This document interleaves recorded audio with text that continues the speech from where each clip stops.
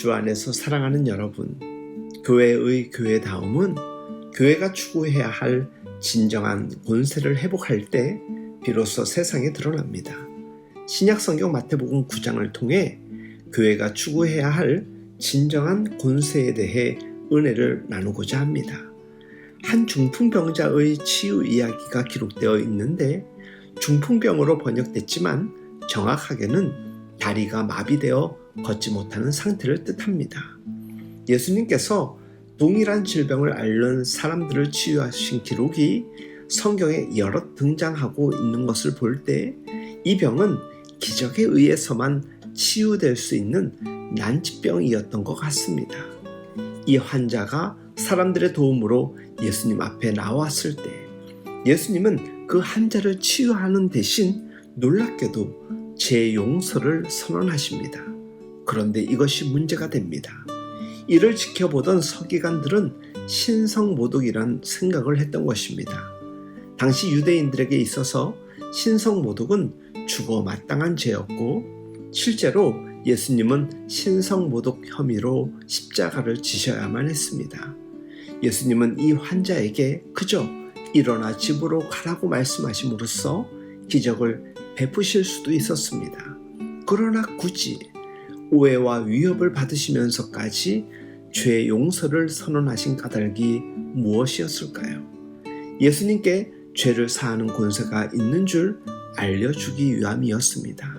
그리고 그 죄 용서의 결과로 평생 마비되고 묶였던 환자가 완전한 활기와 자유를 얻어 집으로 돌아갈 수 있었습니다. 우리는 이 이야기를 마무리하는 마태의 기록에 주목할 필요가 있습니다. 무리가 이 일을 보고서 두려움에 사로잡히고 이런 권세를 사람들에게 주신 하나님께 영광을 돌렸다. 여기서 이런 권세란 예수님이 갖고 계신 죄 용서의 권세를 가리킵니다. 그런데 마태는 하나님께서 그 권세를 사람들에게 주셨다라고 전하고 있습니다. 죄를 용서하고 세상을 치유하는 권세는 인자이신 예수님을 통해 교회에도 주어진다는 사실을 마태는 전하고 싶었던 것입니다. 하늘의 권능을 땅에 베푸시는 예수님께서는 그 권세를 예수님의 교회에도 주셨습니다. 그리스도의 십자가 대속의 죽음을 통해서 예수님의 교회에 죄 사함의 권세가 임한 것입니다. 우리는 1만 달란트의 용서와 긍휼과 빚진 자가 되었습니다. 그리고 그 권세를 죄 사함이 필요한 이 황폐한 땅에 그것을 고스란히 흘러보낼 수 있어야 합니다. 하나님의 덮으심과 하나님의 긍휼과 하나님의 용서가 하수같이 강물같이 그리스도의 교회를 통해 흘러 세상을 향하여 가야 하는 것이지요. 이것은 오늘날 주님의 몸된 교회가 추구하고 사모해야 할 권세입니다. 그런데 과연 신앙생활을 오래 했다고 할수록 우린 무슨 권세를 지금 구하고 있습니까? 우리의 기도 언어 속에는 어떤 권능을 사모하고 있는가 곰곰이 생각해 보십시오. 우리는 대개 소위 세상의 능력 정도나 구하는 수준에 머물러 있습니다.